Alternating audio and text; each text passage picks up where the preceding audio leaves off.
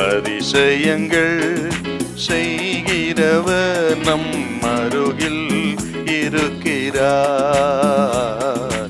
அற்புதங்கள் செய்கிறவர் என்றும் நமக்குள் வசிக்கிறார்.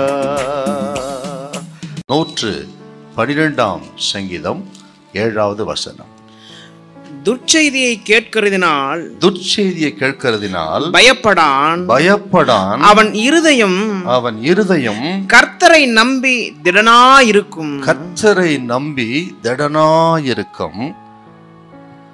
ஆண்டவருக்கு பயப்படுகிற, கீழ்ப்படுகிற ஒரு தேவ பிள்ளையின் ஆசீர்வாதத்தை இந்த சங்கீதக்காரன் இங்கே விவரித்து சொல்லியிருக்கிறார்.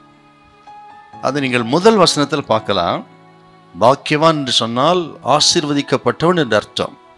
ஆக ஆண்டவருக்கு பயந்து அவருக்கு பிரியமானதை செய்கிற மக்களை தேவன் ஆசீர்வதிக்கிறார். அவர்கள் பயப்பட வேண்டிய அவசியம் இல்லை என்று இந்த சங்கீதத்தில் சங்கீதக்காரன் தொடர்ந்து எழுதுவ நம்ம பார்க்கலாம். அப்படி ஆண்டவருக்கு பயந்து நடக்கிற தேவ பிள்ளைகளுக்கு எப்படிப்பட்ட ஒரு துர்ச்செய்தி வந்தாலும் அவர்கள் இருதயம் பயப்படாது. அவ்வளவு சீக்கிரம் இருதயம் அசைந்து விடாது. ஏனென்றால் அவர்கள் நம்பிக்கை கர்த்தர்.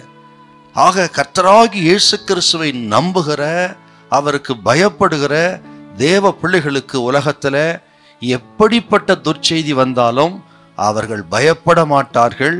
ஏனென்று கேட்டால் அவர்கள் இருதயம் கர்த்தரை நம்பி இருக்கிறதுனால அவர்கள் அசைக்கப்பட மாட்டார்கள்.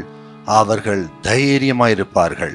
ஒரு மனுஷனுக்கு அல்ல தேவ பிள்ளைகளுக்கு எந்தெந்த காரியத்தில் பயம் வருமா? 2வது வசனத்தை வாசித்து பார்த்தால் ஒரு குடும்பத்தை குறித்த பயம். 3வது வசனத்துல பண விஷயத்திலே பயம். 4வது வசனத்துல இருளை குறித்து பயம். எப்பக்கம் நெருக்கப்பட்டு அந்தகாரமா இருக்கும் பொழுது, செய்வது தெரியாமல் திகைக்கும் பொழுது வருகின்ற ஒரு பயம், இருளை குறித்த பயம். 8வது வசனத்துல விரோதிகளை, சத்துருக்களை குறித்த பயம்.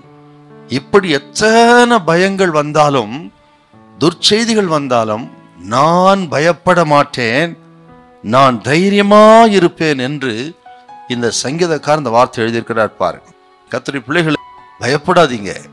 குடும்பத்துல பிரச்சனைகள் இருக்கலாம், பொருளாதாரத்துல பிரச்சனைகள் இருக்கலாம், பலவிதமான இருளை குறித்து, நெருக்கடிகளை குறித்து பயம் இருக்கலாம். இது என்னாகும், அது என்னாகும் என்று சொல்லி, ஆக சத்ருவை, சாத்தானை குறித்ததான பயம். இப்படி பலவிதமான பயத்தோடு நீங்க இருக்கலாம். ஆனால் உங்களை பார்த்து ஆண்டவர் சொல்லுகிற வார்த்தை, பயப்படாதிருங்க. எப்படிப்பட்ட துர்ச்செய்தி வந்தாலும் உங்கள் இருதயம் கர்த்தருக்குள்ள தைரியமா இருக்க வேண்டும். கர்த்தர் உங்களை கைவிடவே மாட்டார். ஹல்லேலூயா, ஹல்லேலூயா.